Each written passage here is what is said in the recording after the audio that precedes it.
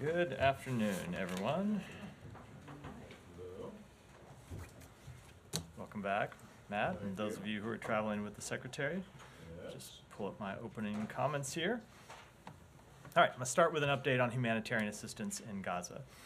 Following President Biden's call with Prime Minister Netanyahu last week, in which he emphasized that Israel must take immediate action to protect civilians and get more aid into Gaza, we have seen a number of initial positive steps over the past few days. First, the Israeli cabinet has agreed to open a new northern crossing, which could be operational this week and would represent an important step in delivering assistance directly to northern Gaza, where we know the humanitarian situation is most severe. The Israeli cabinet also approved the use of Ashdod as a port of entry for relief, which, if implemented, could significantly facilitate the flow of assistance. In addition, we have seen the initial implementation of a streamlined process for regular truck convoys moving from Jordan through Israel and into Gaza, carrying essential supplies to those in dire need. The government of Jordan has played an important role in facilitating humanitarian assistance to Gaza, and we commend them for being ready to step up and do even more.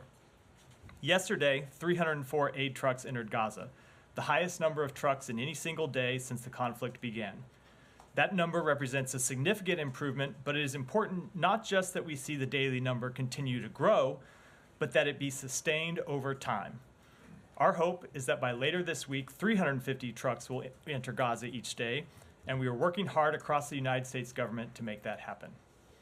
We also welcome the announcement that the IDF is establishing a coordination unit for deconfliction as a direct contact point with the humanitarian community. More than 200 humanitarian workers have been killed during this conflict, and we have repeatedly pressed the Israeli government on the need to improve its deconfliction and coordination measures. The creation of this new unit, which is something President Biden raised directly with Prime Minister Netanyahu on their call last week, and which Secretary Blinken has raised in his meetings with Israeli officials, can contribute to the safety of those who are working tirelessly to bring relief to the Palestinian people. We will be observing closely its establishment to verify that it operates as intended to ensure humanitarian workers can do their jobs as safely as possible.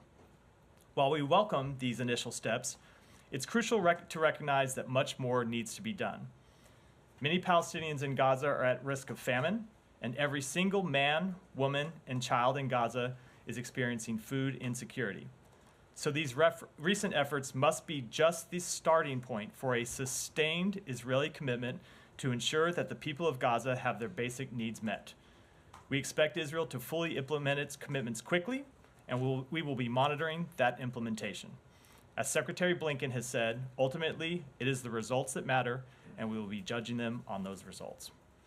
And with that, Matt. Okay, right. So, but it is correct, though, that you guys have not yet come to a determination as to whether the steps that Israel has undertaken now in the last couple of days, or is undertaking, meet your, I don't want to say requirements, but meet criteria that you have laid out. It's not, you haven't decided that yet? It's something that we are going to assess over time because, as I was pointing out, it is not just important that they take initial steps to facilitate the increase of humanitarian assistance, but that increased flow of humanitarian assistance be sustained over time. We've had these moments before, most notably during the pause back November when we saw humanitarian assistance increase and then come back down. And what we want to see is a sustained increase. So Right. New entries open up and they stay open. More trucks go in and they keep going in. But you guys have been calling for these actions for months now. Why do you think that they've now started to? You can't hazard a guess. So I can hazard a guess, but I'm not going to speak for the Israeli government. I'm not. Since December, at least, even before. Yeah. You guys have been saying you need to open a northern crossing, and then when they did open the one, you said you kept going on about Erez, and that needs to be done. Ashdod, the Jordanian line, all of that stuff. You know, in January when we were there in Amman, you guys were talking about how important that was, and now it's April, and it's just starting to happen now. So why? So I can't speak for the Israeli government, but I can. for the US government. I'm about to. What I can say is we have made clear over time the changes that we wanted to see implemented. We've seen some changes over time, but it has not been enough. And there has been an increasing sense of frustration inside the United States government that they have not taken some of these steps that we have been recommending and urging for some time. And the president last week made clear that ultimately their policy needed to change, or ours would. All right, okay. And in the meantime, since you've been calling for all this, what has happened on the ground? A number of things have happened on the ground, but the most important thing that we have seen is dramatically increased food insecurity inside Gaza. I'm not talking, no. Wait, But between, let's that's just why I start say- with a number of let's things just happen on the say- ground and which one you're Let's going just for. say, let's just start from January 1st of this year. Between January 1st and now, April, whatever it is, 8th, what has changed on the ground in Gaza? With respect, well, I was starting to answer with respect How to many food. more You seem to have an dead answer in mind. people are there? Yeah. How many more starving people are there? How many more civilian or, facilities, infrastructure, how much more of that has been destroyed? How many more aid workers have been killed? So there have been 200 aid workers total that have been killed. Yeah. That's really been a constant since the beginning. And we have been making clear that there need to be better deconfliction and coordination measures. And that I will tell you that the step that they are taking now is important, but it's overdue. Okay. It should All right. have happened So- months ago. A lot of these steps should have been happened months ago. We're happy that they're happening now, but they need to be increased and they need to be sustained. So I'll stop after this, but in recognizing that often hindsight is 20/20, shouldn't you have put the ultimatum, or shouldn't the president have done that months ago? So we have made clear to them for months what we expect them to do, and we have seen Backed up by what? and we have seen them take steps at our urging, and some of those steps have been important, but they haven't been sufficient. And all I can say is that we welcome the initial steps they've taken over the past few days. They represent a dramatic improvement if fully implemented, but we're going to judge them ultimately by the results. Thank you. Come to the hostage negotiations. One of the other things that the president said to the Prime Minister Netanyahu in the call, according to the readout, was that the Israelis should empower, or Netanyahu should empower his negotiators to make a deal. Have you seen any evidence of a change in that regard? So I'm not going to speak in detail with respect to the hostage negotiations, other than to say that there is a deal that's on the table for Hamas, and we hope that they'll accept it. We do believe that the Israeli government is ready to make a deal. They want to see their hostages returned, but we have to see Hamas being willing to accept such a deal. But the implication of the way that came out in the readout was that so far those negotiators hadn't been fully empowered, and there's been criticism from the Israeli opposition that they haven't sought a deal as hard as they could have done, right? Is that not the case? We have seen Israel put a deal on the table in the past, and we wanted to make sure, and that's what you saw us speak to in that readout, that as these new sets of negotiations unfold, that the negotiators there are fully empowered to make a deal. But it's not true that Israel hasn't been willing to make a deal in the past, because they have been. There have been deals on the table that Hamas has rejected, and there's now a deal on the table, and we hope that Hamas will reject it. We believe, as we believed all along, that a ceasefire would be in the interest not just of the hostages release it would enable, but also in the interest of the Palestinian people who are suffering greatly. So now there's a deal which Hamas, you hope they will accept. What is different about this deal from the previous ones that they've rejected? That I'm not going to get into, just because I don't think getting into the back and forth of negotiations is helpful from the podium. Sure. Just sticking in the region, the Prime Minister just said, like in the last hour or so, that a date for the Rafah invasion has been set. Have the Israelis shared that date with the U.S.? To my knowledge, we have not been briefed on that date.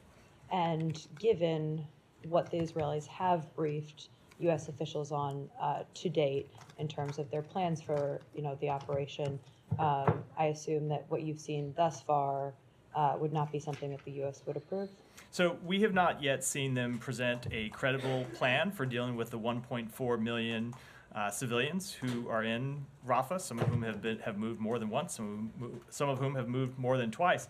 But even more than that, we have made clear to Israel that we think a full-scale military invasion of Rafah would have an enormously harmful effect on those civilians, and that it would ultimately hurt Israel's security. So it's not just a question of Israel presenting a plan to us. We have made clear to them that we think that there is a better way to achieve what is a legitimate goal, which is to degrade and dismantle and defeat the Hamas battalions that still remain in Rafah. So I think, as you obviously know, we had a conversation with them about it last week. Secretary Blinken participated in that conversation with leaders from the White House and other agencies of the United States government. There will be further conversations over the coming days, coming weeks, where we can continue to lay out our beliefs about this potential operation and how they could achieve it in a better way, and we'll go from there. Yeah, Saeed. Thank you. Just to follow up on the talks. So you're saying that there is a deal on the table, and it's up to Hamas to accept it and so on. Now, would that deal include the withdrawal of all Israeli forces from the whole of Gaza, you So think? I'm going to maintain my rule of not commenting on negotiations or what the contours of any deal might look like from this podium. Yeah, I fully understand, but is that something that the United States would consider, would support? I mean, I'm sure there's some sort of conversation in this meeting. You fully understand and continue to ask me to Right. violate that rule, which I'm going to refrain from doing. Okay. So I only say it with respect. It's just I don't think it's helpful for us to talk publicly about what are obviously very sensitive and delicate private negotiations. Okay, do you feel we're closer to a deal today than we were, let's say, a couple of days ago? I'm just not going to comment on the negotiations at all. Let me ask you on Rafah. Now, the United States rejects any kind of plan that does not include the safe movement of 1.4 million Palestinians from Rafah. So, That's not exactly it, Saeed. That's not exactly it. Just as I was trying to say Right. in response to Kylie's question, we don't think a full-scale operation in Rafah is something that we could support in any event because we Right. think it would, number one, harm all the more than 1.4 million Palestinians that are there. Welcome to the briefing, Hiba. It would harm those Palestinians there. It would hinder the delivery of humanitarian assistance. So we have made clear that we don't want to see that full-scale invasion in any event. right. But is it feasible to really move 1.4 million Palestinians? I think it would be very difficult to do, Safely? which is why we have made clear that we cannot support that kind of operation. All right. But a couple more questions. The Secretary General on the United Nations Secretary General on Friday expressed concern that Israel is using artificial intelligence to target Palestinians. Are you aware of that report? I've seen the reports. I don't have any further information on them. And lastly, I promise it lastly, on UNRWA. If the last couple of weeks taught us anything, it taught us that, the only people that really can conduct the dispensing of aid and movement and so on are really UNRWA, effectively, simply by virtue of a very long experience. So I know that the United States, at least until next year, will not be funding UNRWA. But would you pressure the Israelis to allow UNRWA workers to conduct their operations in Gaza? Would you tell them that there seems to be no one else that can do this job as good as they can? We have repeatedly made clear to the Israeli government the important role that UNRWA plays in delivering humanitarian assistance, and said that that work should go on unhindered. Thank you. I have two questions. So you expressed concern about the fate of 1.4 million civilians who are trapped in Rafah. As you said, these people moved twice or three times at least. Would you accept returning these IDPs to the north, especially women and children? Because the Israelis seems to be opposing that.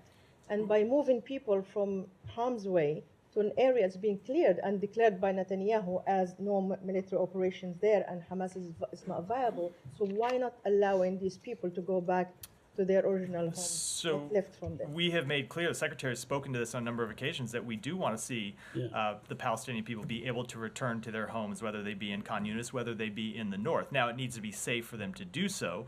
They need to be able to return to homes that aren't in the middle of ongoing military activity. If there is unexploded ordnance, that ordnance needs to be dealt with. If there are booby traps, or other IEDs that Hamas has left. Those need to be dealt with so people aren't returning to apartment buildings that are unsafe. But we do support the return of Palestinians to their homes and their neighborhoods, and have made that clear on a number of occasions. Sorry, So- how many livable homes It's- in the north do you think that there are in Khan Yunis? How many So, actually, you talk so- about being safe and all So, this kind of thing. so I it's- mean, the destruction is pretty massive. it is a great question. So where would they return A to? huge number of them have been destroyed. That is without a doubt. There are some homes that are still habitable. There are some apartment buildings that are still habitable. It is. Do you know this? is- How? you can look and see the number that there are buildings that are still habitable. People report on the ground that there are buildings that are still habitable throughout Gaza. Now, a massive number have been destroyed, but there we hear from people who want to return either to their homes or they want to return to their neighborhoods so they can start to rebuild their homes, and we support their right to do so, recognizing that there is a very difficult road ahead of them. Matt, I will note you never apologized for interrupting me. All right, well- Just did Well, because you don't, I'm not sure you quite deserve an that's fine. apology. fair enough. You followed up for me. Second question is, Mr. Kirby said on Sunday that, and let me quote him so I'll be accurate. He said, the U.S. has not found any evidence of Israel violating international law. He refers to the State Department. He said the State Departments have a normal process where if there's an incident reported, they will follow up. And they concluded, the State Department concluded that Israel has not violated international law. So my No. question to you is, in the face of all the humanitarian organizations working in Gaza, including MSF yesterday, that they said Israel has targeted not just aid workers, but doctors and journalists. And Chef Jose Andres said as well that Israel is committing crime against humanity. Why the U.S. is not conducting an investigation regardless of these incidents? So- A full investigation, like you asked for, to be conducted in Ukraine after the Russians invaded. So we do have a number of ongoing assessments with respect to this very question. But We have assessment not is yet. different than investigation, right? That is how we do. That's how we operate inside the State Department. Is we have a number of different bureaus, experts from across our bureaus that look at facts, apply them to international law, and make assessments. Those assessments are ongoing, and we have not yet at this time concluded that Israel has violated international humanitarian law, but we have ongoing assessments across a number of different fronts. So all these organizations are just wrong? They just see the law differently? I'm telling you from that we have ongoing just cannot? assessments, and we have not yet reached that conclusion. Janet, go ahead. Thank you, ma'am. On South Korea, I'll come to you next. Yeah. yes, thank you. On the South Korea's military satellite launch, how does the United States view the successful launch of South Korean's military reconnaissance satellite from the Kennedy Space Center in Florida yesterday? Let me take that back and get you an answer. Thank you. And second one, Russian government summoned the South Korean ambassador to Russia in retaliation for South Korea's independent sanctions against Russia. A spokesperson for the Russian Foreign Ministry denied any treaty in military supplies between North Korea and Russia, and criticized that South Korea should escape from the influence of the United States. What is your reaction on? So South Korea has been an important partner, not just of the United States, but of others in the international community in helping hold Russia accountable for its illegal war of aggression against Ukraine. They have been with the United States and our international partners since the beginning. We look forward to continue to work with them to hold Russia accountable. Go ahead. Matt, I want to follow in Matt's line of questions regarding the steps that have been taken by Israel to elevate and ease this humanitarian situation.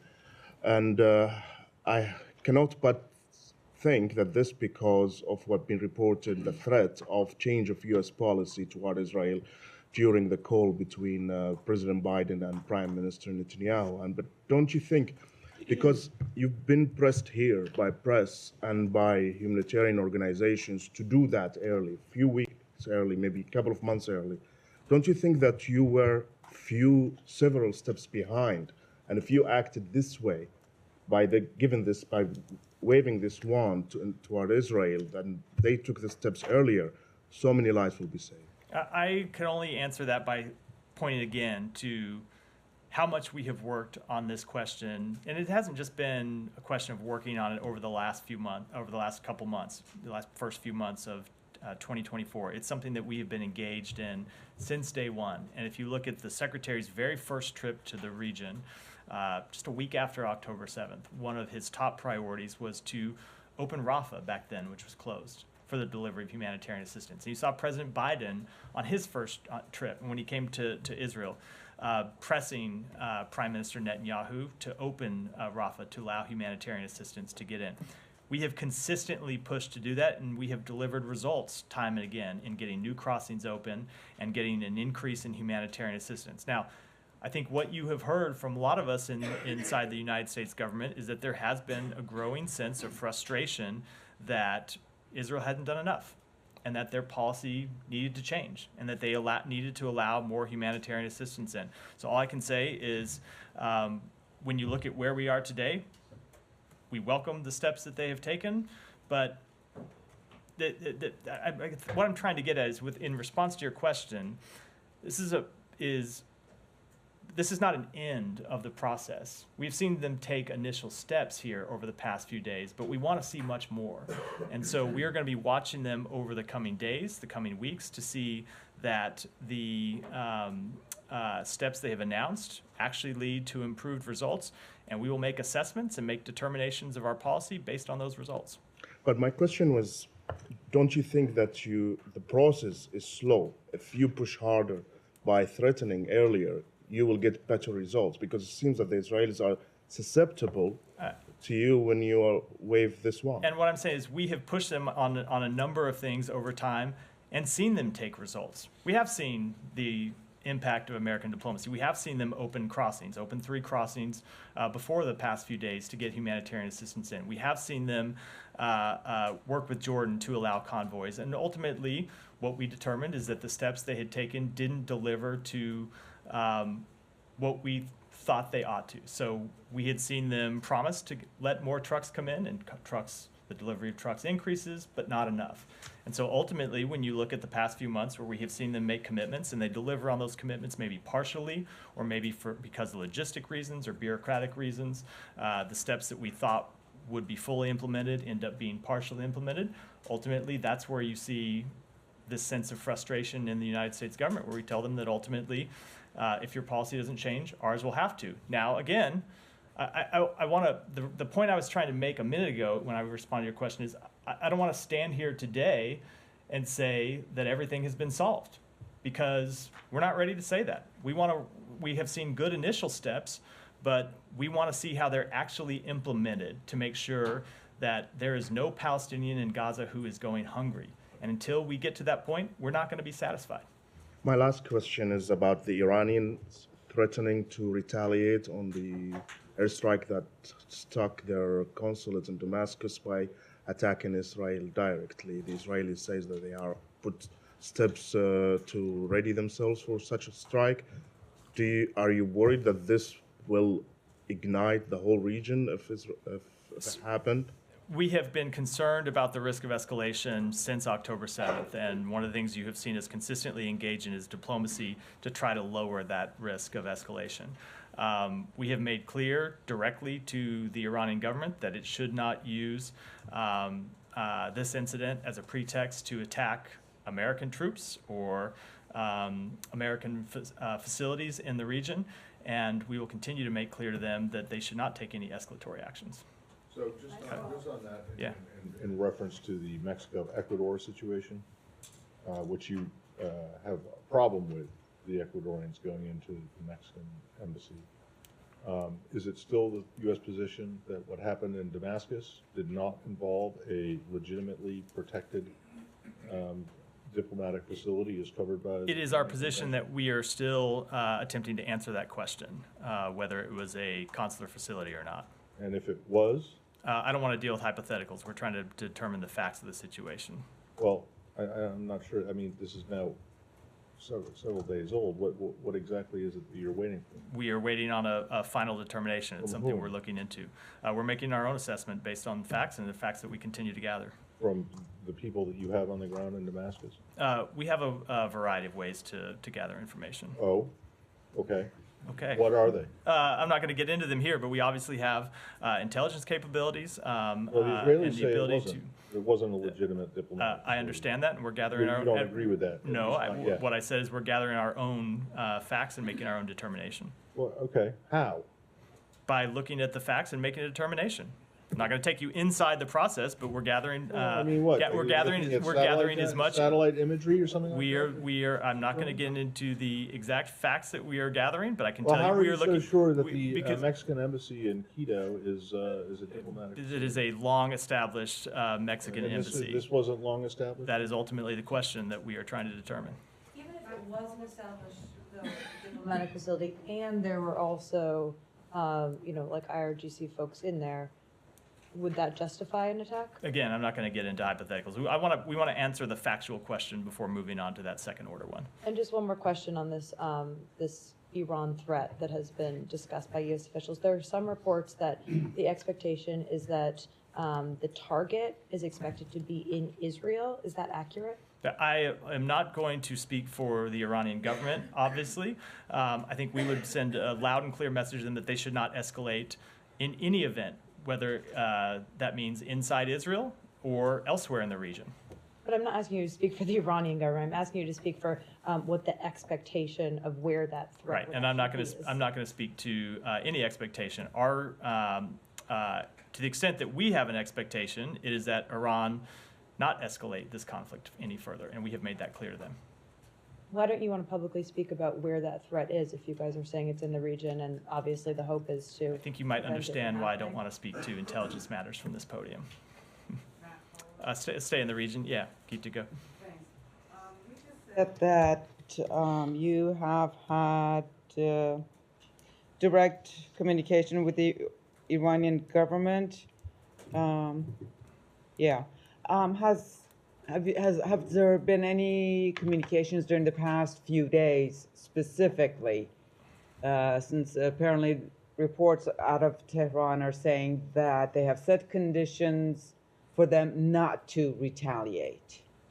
That they've sent messages to the U.S., some reports say via Oman even, and their foreign minister was in Oman on Sunday. Are you referring to the reports that they wouldn't retaliate if there was a ceasefire in Gaza? Correct. I can tell you that those reports are not true. They have not sent that message. But if Iran wants a ceasefire in Gaza, that ought to be something they can accomplish, because they have long supported Hamas, and they could press Hamas that they should accept the deal that is on the table that would achieve a ceasefire. Okay, another Iran question. Yeah.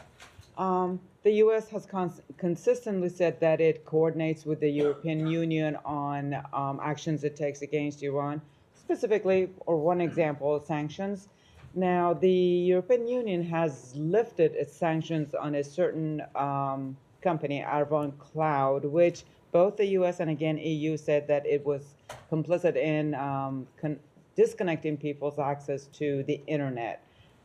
Was the administration advised of the EU's decision to rescind those sanctions on this company? So our position on Arvon Cloud is clear. Arvon Cloud is a key player in the Iranian regime's project to cut off the Iranian people from the global internet and surveil them, as we said when we designated them in June. Arvon Cloud maintains a close relationship to Iran's Ministry of Intelligence and Security, and senior managers of Arvon Cloud are either current or former affiliates of the Ministry of Intelligence and Security. So Arvon Cloud remains sanctioned by the United States. Ultimately, the EU's decisions are up to the EU, but Arvon Cloud will remain sanctioned by the United States for its clear role in facilitating censorship to the detriment of the people of Iran. Thank you. Go ahead, next. I'll come to you next, sorry. Next. About Ecuador's situation, the U.S. already condemned Ecuador's violation of international law at the Embassy of Mexico in Quito. But what's next? Is the U.S. considering sanctions, and if so, what kind? Well, let me say that, first of all, we condemn any violations of the Vienna Convention on Diplomatic Relations. We take seriously the obligation of host countries under international law to respect the inviolability of diplomatic missions. Mexico and Ecuador are crucial partners of the United States, and we place a high value on relations with both countries. And then finally, we welcome the convening of the OAS Permanent Council this week to address ongoing developments, and we encourage both countries to resolve their differences cooperatively. Considering sanctions? I don't have any announcement with respect to our actions. I think the next step is that, in this matter is for the OAS Permanent Council to meet this week and address the ongoing developments. We're monitoring that closely, and we'll look to see what outcomes they produce. Yeah. Could you talk a little bit about how China's support for Russia's war effort in Ukraine has evolved, and also the Secretary's efforts to communicate that and talk about that with allies? So we have been concerned really since the outset of that conflict about the PRC's support for Russia's war against Ukraine, and have been especially concerned over recent months about its efforts to help Russia reconstitute its defense industrial base. We have raised that with a number of our allies and partners across the world. We have seen in recent months that the PRC has started to rebuild that industrial base. Essentially, they've been backfilling the trade from European partners that was suspended after the invasion and sanctioned, and that they have been helping provide the components that increase Russia's capabilities to attack Ukraine. That, of course, has long-term security impacts on Europe as well as the entire world. And so the Secretary has raised in a number of his meetings with allies and partners around the world the need to monitor those results and ultimately take actions to prevent them. Yeah. On Ukraine, last week the Secretary said Ukraine's future is in NATO. We've heard that before, but was there any discussion while he was there about a timeline for that, or is it still dependent on the end of the war? So nothing has changed with respect to a timeline. Obviously, there were discussions while the Secretary was at NATO about Ukraine. Foreign Minister Kuleba was there, and the Secretary met with him. But we have made clear for some time that ultimately that's a process that moves forward at the end of this conflict. Thanks so much. I do want to stay on Ukraine, but before that, very quickly to go back to what you just told Gita about Iran. If those reports are not true, your expectations that Iran will not escalate is based on purely your own observation? I said the report, I was referring to the reports about Iran presenting to us the condition for ceasefire. Those reports are not true.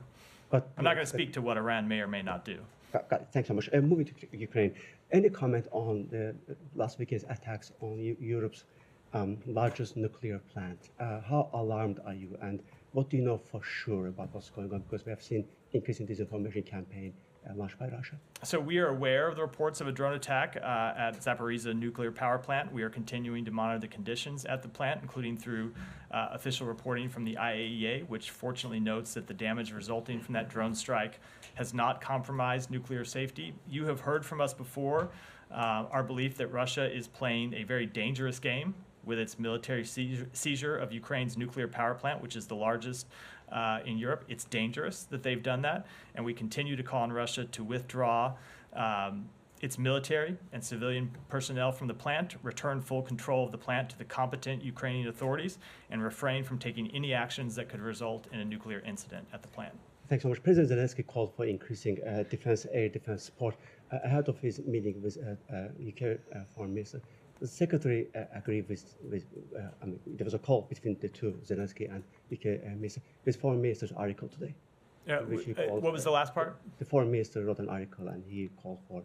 So we absolutely want to see assistance increase to Ukraine, and that starts here in the United States, where you have heard this administration make very clear that we want to see Congress pass the President's supplemental request, which would provide much-needed defense assistance to Ukraine. Thank you. We'll move to the South Caucasus, if I may. Following last week's meetings, we have seen clashes reported between Azerbaijan and Armenia. Is there any active, let's say, process going on in this town in terms of relaunching Washington meetings? You guys had a series of meetings last year. You stopped it.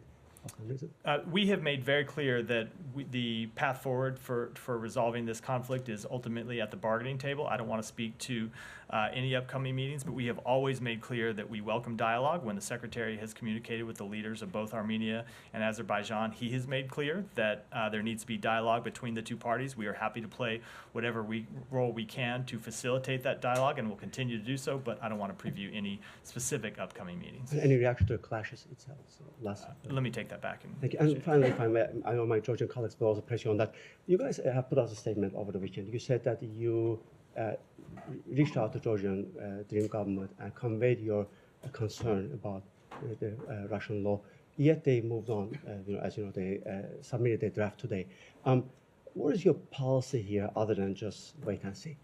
What is our Just a policy here other than just wait and see? Last year you The guys... policy is the policy that we made clear in the statement that we put out, which is that we are deeply concerned that if it is enacted, this draft legislation would harm civil society organizations working to improve the lives of Georgian citizens. It would derail Georgia from its European path, and we are concerned that the legislation would impede independent media organizations working to provide access for Georgian citizens to high-quality information. Now, this is still a draft piece of legislation. It has not been enacted into law. So with respect to any potential outcomes or any potential steps that we might take, I certainly wouldn't want to preview them today. Last year you guys were clear that if any MP votes for that, they will be sanctioned by by refraining from conveying the same message. Right now, we are making clear that we are concerned with this draft legislation with respect to what we might do if it moves forward. Stay tuned. I don't have anything to announce today. Thank you, sir. Secretary Blinken had a phone call with Pakistani Foreign Minister Ishaq Dar on Friday. Could you share some details, like what are the key points? So the Secretary did speak with the Foreign Minister of Pakistan on Friday to reaffirm our robust partnership, which advances the prosperity of Pakistan and the United States. The Secretary and Foreign Minister Dar discussed the importance of continued cooperation on counterterrorism, expanding our trade and investment partnership, and advancing women's economic security and empowerment. So is there any discussion on Pakistan-India tensions? Because Pakistan says that Indian government assassinated dozens of individuals in Pakistan, while the Indian Defense Minister appeared to confirm that the Indian government carried out extrajudicial killings in Pakistan. How do you see this situation? So we have been following the media reports about this issue. We don't have any comment on the underlying allegations, but of course, while we're not going to get in the middle of this situation, we encourage both sides to avoid escalation and find a resolution through dialogue. Thank you, Matt. As you are going to host the Iraqi Prime Minister next week here in Washington, D.C., do you have any comments on the recent agreements between Erbil and Baghdad and also the meetings between the IAKR president with the Iraqi leaders and the U.S. ambassador to Iraq? So, and have you urged the Iraqi Prime Minister to settle down these disputes with Erbil before coming to Washington, D.C., as some reports suggesting that? So I'm not going to get into those reports, but I will say that the upcoming U.S.-Iraq Higher Coordinating Committee meeting next week, next Monday, will highlight our shared bilateral priorities and the broad relationship between our two countries, including energy independence, financial reform, services for the Iraqi people, strengthening democracy and the rule of law, and enhancing educational and cultural relations. Representatives from Iraq's Kurdistan regional government will participate in these discussions. The United States supports a strong, resilient Iraqi Kurdistan region within a sovereign, stable, and secure federal Iraq, and we encourage the government of Iraq and the KRG to redouble efforts to resolve long-standing issues, bringing economic benefits to all Iraqis. You watching a movie, Matt? No, It's like the second. This is phone go off in the briefing day. Go ahead. Thank you so much, Matt. I just wanted to follow up on Gaza humanitarian aid issue. You said that these steps by Israel should have happened months ago. So I'm wondering if those steps could have been taken months ago, but Israel did not take them.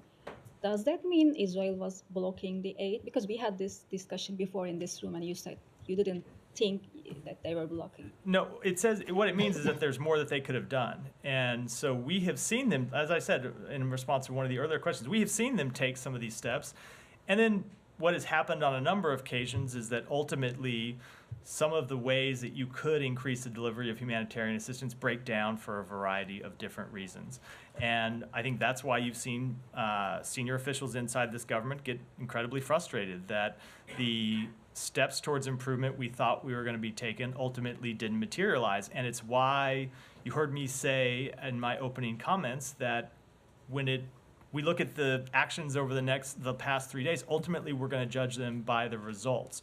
So they absolutely could have done more. We're glad that they're doing steps now, but I'm not ready to stand here and make a definitive determination because we want to see humanitarian assistance increase. We want to see it sustained, and we don't want to see any of the problems that have marked the delivery of humanitarian assistance over the past few months reappear. We want to see them resolved, and that's what we're going to continue pushing for. Go ahead. Good afternoon. Yeah. Matthew. Good to see you. So I'd like to ask you about a question on, my question concerns religious liberty. I want to ask you about the State Department's proposed rules concerning non-discrimination in foreign assistance. I'm sure you're familiar with it. The comment period just wrapped up.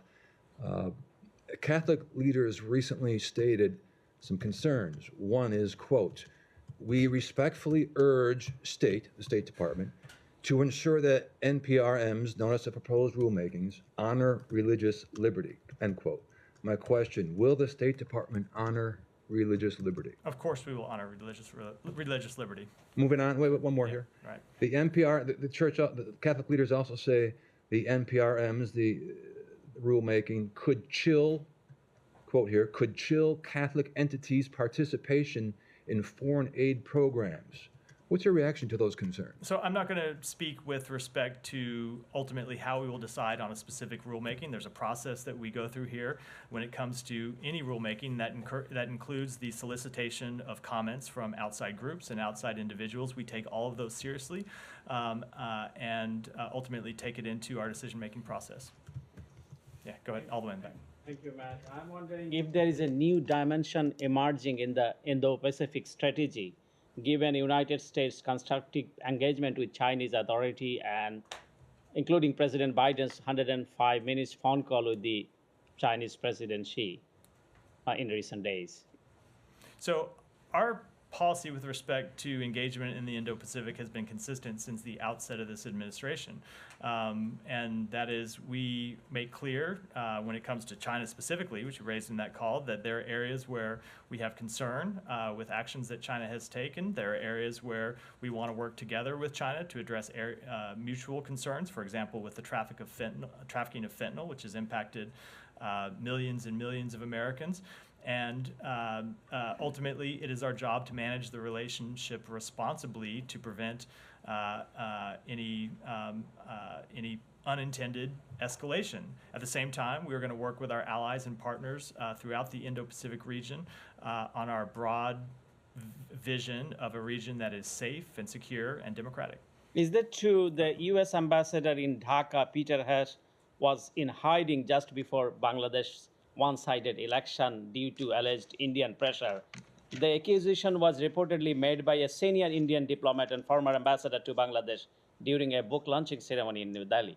So I haven't been following every book launch ceremony in New Delhi, but no, that is not accurate.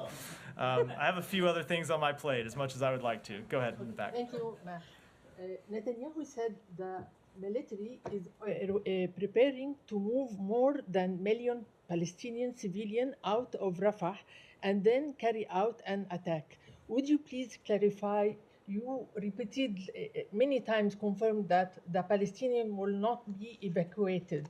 Also, how and where will they evacuate? To Cyprus, to Egypt? Where? So I don't have anything to add to what I said earlier in the briefing about this very question, which is we don't think that Israel can effectively evacuate 1.4 million people, that a full-scale invasion into Rafah would have an enormously harmful effect or impact on the civilians who are there, that it would hinder the delivery of humanitarian assistance, that it would actually hurt Israel's national security, and that's something, it's the kind of operation that we can't support, and that's what we remain in conversation with them about. Regarding the humanitarian assistance, in fact, Muslim citizens of Gaza and Christian citizens of Gaza are not protected, and even the animals are not protected. How many Palestinian citizens should be killed, whether by fire or starvation, so you can seriously intervene? Why United States could not link the providing of military aid to IDF with allowing humanitarian aid into Gaza? We do not want to see a single Palestinian civilian killed. And that is why we have made clear that Israel needs to do more to improve its deconfliction and coordination measures. That's why we welcome the initial step they took over the weekend to establish a coordination center. Ultimately, that coordination center has to work. It has to have aid groups represented inside it to ensure that incidents like the World Central Kitchen strike and so many previous strikes that killed humanitarian workers are not repeated. And that's what we're going to continue to press But you them could for. put conditions. to put condition in. I've spoken to that. All right, go ahead. Thanks, Matthew. News just broke that Hamas has rejected the latest ceasefire proposal from Israel. Any reaction? So I have made it a rule since my first day here not to react to things that happen after I walk out to the podium or while I'm out at the podium that I haven't had a chance to see in full context, and I will largely stick to that rule. But of course, we have seen them reject a number of proposals before that we have thought would deliver incredible benefits to the Palestinian people that they claim to represent, most notably cessation of hostilities, but also conditions on the ground that would that would allow the delivery of much, much more humanitarian assistance. And while the administration has pressed Israel to get humanitarian aid into Gaza, isn't the famine and food insecurity ultimately Hamas's fault? So certainly we have seen Hamas hide behind human shields. We have seen Hamas start this conflict in the first place, and we have seen Hamas refuse to agree to a ceasefire that would enable the delivery of increased humanitarian assistance. And finally, with Congress back in session, Ukraine funding is a top agenda item. Reportedly, the House version is going to consist of the Repo Act, which would allow seized Russian assets to be sent as assistance to Ukraine, and it'll consist of reversing the administration's LNG ban to non-FTA countries. Does the administration support this? I would refer to the White House for a comment on that legislation. Thank you. He Thank would, you, Matt. he would go ahead, and then we're going to wrap for today. Just I want to follow up on the strike on the Iranian consulate in Damascus. You've been saying that you didn't want to expand the war, and you conveyed message to the Iranian that you don't want the escalation. But what about your conversation with the Israeli? Did you tell them on whether this was an escalation? So or what's your position? We have always made clear that we don't want to see Israel escalate this conflict in any way either. Now, again, we recognize that Israel is the victim of terrorism that is sponsored by Iran. Hamas, principally, has been sponsored by Iran, but Hezbollah, which sits to the north of Israel, of course, and continues to launch rocket attacks against Israeli civilian targets, is principally sponsored by Iran. And the Houthis, which have been significantly involved in terrorism, especially over the past few months, are sponsored by Iran. So we recognize that Israel is the victim of terrorism, has been the victim of terrorism repeatedly, that is sponsored by Iran. But no, of course, we don't want to see this conflict escalated in any way. So you don't support that? You consider this an escalation? I'm not going to speak to this specific strike, but I'll say we do not want to see the conflict escalated in any way. And with that, I'll take one more. And then we'll wrap. I just wonder if you could shed some lights on Secretary Blinken's trip to China. What's the difference between this trip and the one he had last year? Does he have different message and different mission this time? So we have said that the Secretary will be traveling in the coming weeks. We've not announced an exact date for that trip, let alone who the Secretary will be meeting with. So I think I will refrain from comment until we've moved a little closer to that trip. And with that, I'll wrap, because I think a number of you probably want to go out and see the eclipse. Everyone remember to wear your glasses.